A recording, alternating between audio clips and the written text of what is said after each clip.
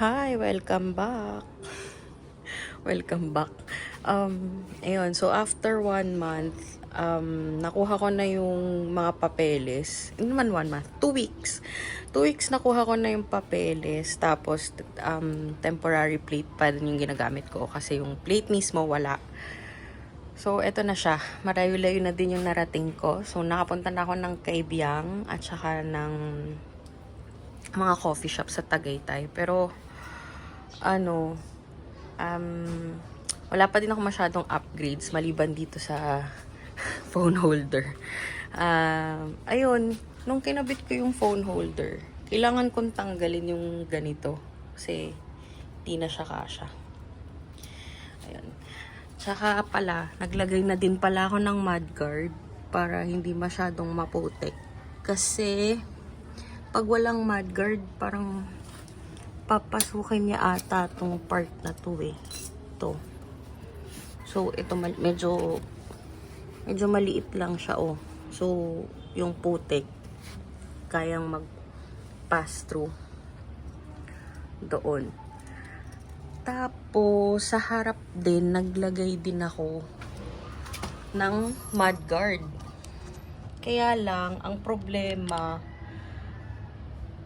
kapag ka mabako, medyo maliit yung clearance niya. Kapag mabako, ayan o, yan lang yung clearance niya o. Sumasayad siya.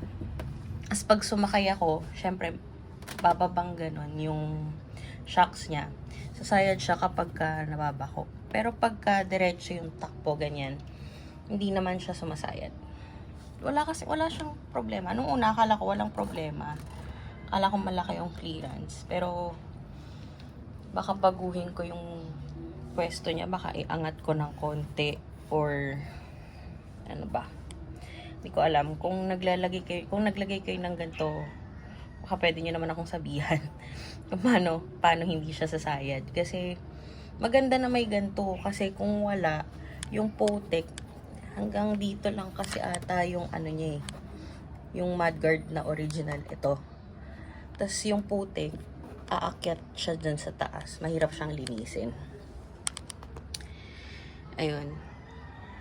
So, yun sabi ko nga dun sa unang video, hindi ko pinatanggal yung Y-Connect. So, hanggang ngayon nakakonect pa din yung Y-Connect dito sa Tapos, kinonect ko na siya sa phone. So, maganda, for me, maganda yung Y-Connect. Ayan.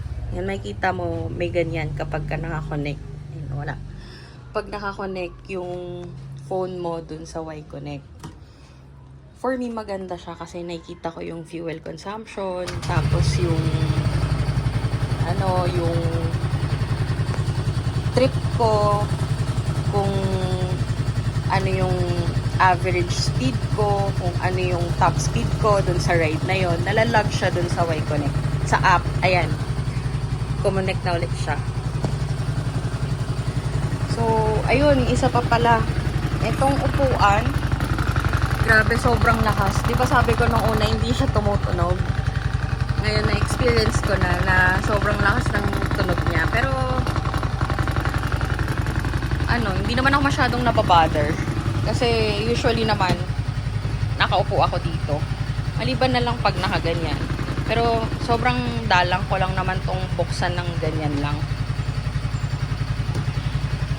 So, nakaka 659 km na ako.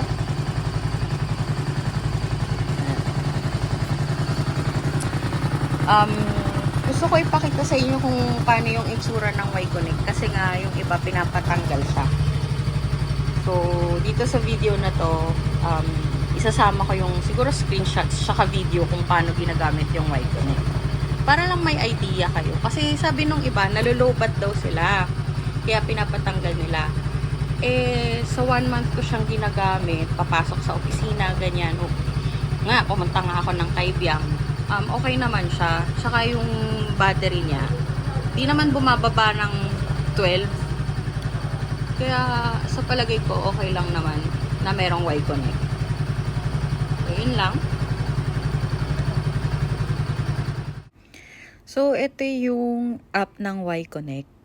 Available naman siya sa App Store and Google Play Store. So, pag open mo, kahit hindi siya nakakonect sa, kahit patay yung motor mo, mabubuksan mo naman siya. So, unang makikita mo dyan yung engine oil. Bali, yan yung magiging reminder mo kung kailan ka magpapalit ng engine oil. Tapos, makita mo din dyan yung total mileage mo. Then, makita mo din dyan kung saan mo huling pinark yung motor mo. Sa first page pa lang makita mo na agad yan. And then, makita mo din dyan yung huling ride mo at saka yung average fuel consumption. Makita mo din yung battery voltage pero ngayon blank siya kasi hindi tayo connected sa motor. Pero pag nakakonect sa motor, makita mo yan. So, yung next page niya is yung fuel consumption. At dito na yung detailed per ride, makita mo kung ilang liters din yung nagamit mo sa ride na yon. Ayan, dyan mo siya makikita. So, next page nun is yung map kung saan mo huling pinark yung motor mo. Or, ayun, location, ganyan. And then, next page niya is yung notification. Siguro kung may update sa app, ganyan, dito mo siya makikita. So, ayan. Yan. Then, next page nun is yung riding log. Dito mo na makikita lahat ng logs or nung rides mo na nakakonect yung Y-Connect. Bale, maglalag lang siya kung nakakonect sa phone mo yung Y-Connect. So, for example, ito may isa akong ride from dito sa bahay namin papunta sa office ko. So, dito makikita mo yung layo, yung distance, tsaka yung dinaanan mo dun sa ride na yon. Yan, yung makikita mo siya sa map. Tapos, yung detailed information, andito sa taas. Ayan. Yan. Kapag pinindot mo yan, lalabas na lahat. Fuel consumption, top speed, oras, tapos yung RPM, tapos kung ilang liters yung nagamit mo dun sa ride na yon. So, yan. Yun yung mga infos na makikita mo sa Y-Connect kung hindi mo siya ipapatanggal. So, hindi naman siya ganun ka-importante, no? Mga good to know lang. And for me, okay siya. At saka, ayun nga, sabi ko, hindi pa naman ako masyadong naapektuhan sa battery. Kaya, okay lang sa akin na nakakonect siya. So, yun lang. Ganyan lang yung itsura ng Y-Connect. Para lang may idea. Again, hindi siya ganun ka-importante. Pero, hindi rin naman siya masyadong nakaka-affect kung hindi nyo ipapatanggal. So, yun lang. Nakita ko lang yung tsura nung Y-Connect. Thank you!